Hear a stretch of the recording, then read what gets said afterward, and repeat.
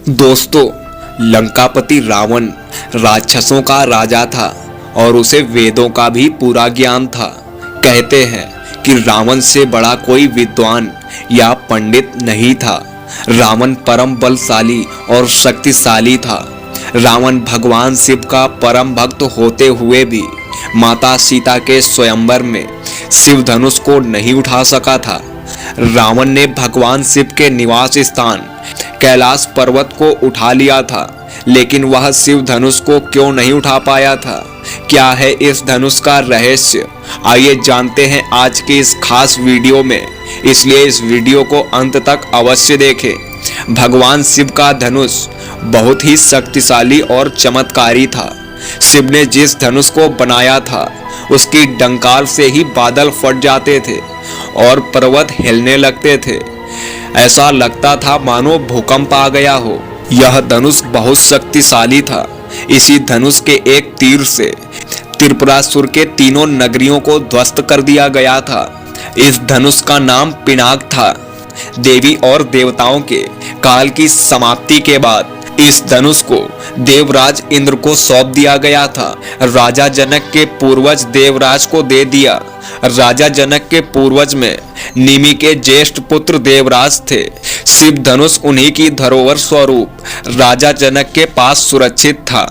उनके इस विशालकाय धनुष को कोई भी उठाने की क्षमता नहीं रखता था। राजा जनक ने अपनी पुत्री सीता के विवाह के लिए एक स्वयंवर रखा था, जिसमें शर्त थी कि वह अपनी कन्या का विवाह उसी राजा से करेंगे जो शिव धनुष को उठा सके। इस स्वयंवर में कई बड़े बड़े राजाओं व राजकुमारों ने हिस्सा लिया था। इसमें अयोध्या के राजा दशरथ के पुत्र श्री राम के अलावा लंकापति रावण भी शामिल था। 10 सिरों वाला बलशाली रावण इतना शक्तिशाली था कि उसने एक बार भगवान शिव के निवास स्थान कैलाश पर्वत को ही उठा लिया था, लेकिन वह सीता जी के स्वयंवर में शिव धनुष को हिला भी नहीं पाया था, जो उसके लिए एक मामूली सी बात थी।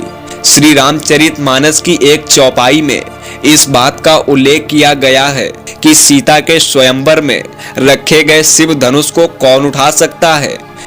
उठहु राम भंजऊ भव चापा, मेटहु तात जनक परितापा।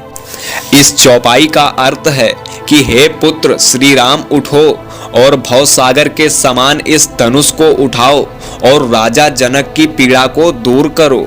इस चौपाई में भवचापा का अर्थ है कि धनुष को उठाने के लिए शक्ति नहीं बल्कि प्रेम की आवश्यकता है।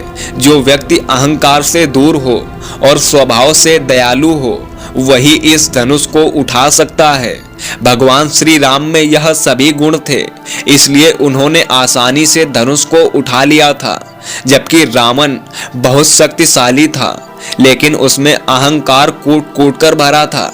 उसे अपनी शक्ति पर अटूट घमंड था और उसे लगता था कि वह जो चाहे उसे पा सकता है। लेकिन इसी घमंड की वजह से शिव भक्त होते हुए भी रावण सीता जी के स्वयंवर में रखे हुए शिव धनुष को नहीं उठा पाया था।